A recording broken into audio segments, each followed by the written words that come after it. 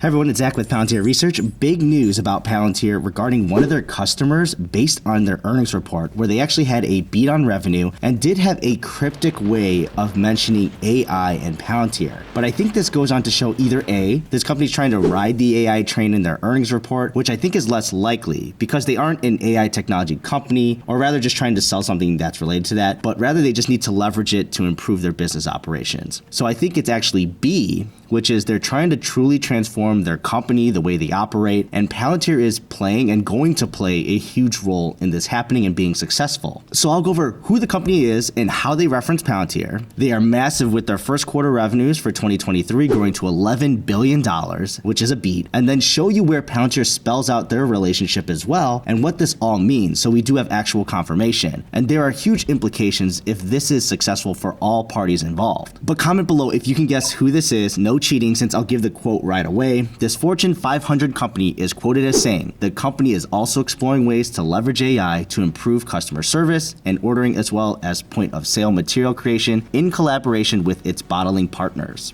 Big clue there for anyone from bottling partners. This is after specifically explaining what they are doing with OpenAI and ChatGPT and DALL-E. So I think it's interesting they made this much more broad statement to close out their statement on using AI, as if they're hinting at using more than just these tools they called out. But did you guess correctly? Let me know in the comments if you already knew this was Coca-Cola. So awesome. So how do we know Palantir is for sure working with them? It just said they're exploring ways to leverage AI, and I'm sure a lot of investors know about the old article saying they were former customers, and Alex Karp even addressed this by saying there are many great companies where there aren't good fits with Palantir or vice versa. So am I just pulling this out from thin air?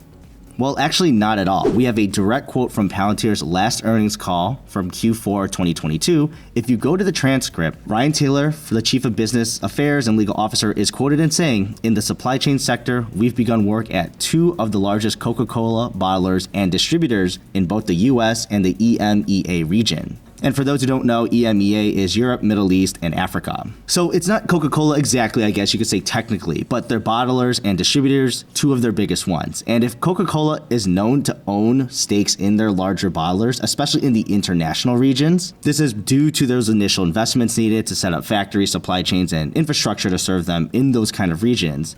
It's not a big leap to say they are basically working with Coca-Cola, even in an official capacity. Even if it's not on paper though, with the corporation itself. So how is this significant? Well, like I mentioned, riding that AI wave is big for marketing products, and Palantir, who actually has a product to back up their claims of being an AI technology company, can use this to do similar things for large Fortune 500 companies. Many of these large companies have subsidiaries, suppliers, and customers, and if you can demonstrate value there, it's just another avenue you can take to get into those larger contracts with those companies directly. Obviously, they'll still try to court them directly through their teams, but what better lower risk method as a customer than to see your trusted friend or supplier have amazing outputs from Palantir? It definitely helps build up the case to sign up with them or at least do a trial run with them. And for Coca-Cola, it has been years with lots of change again.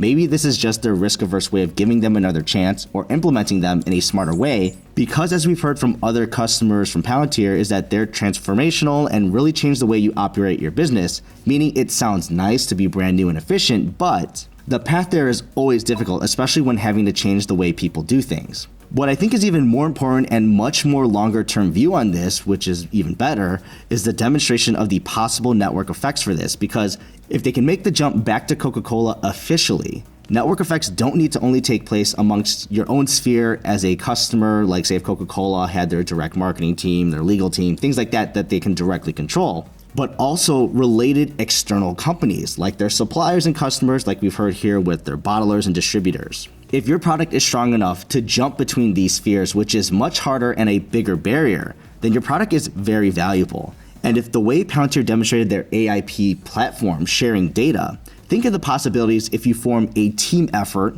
as Coca-Cola with your bottler and distributors. You can plan much faster and more efficient in the production and delivery of your product to customers.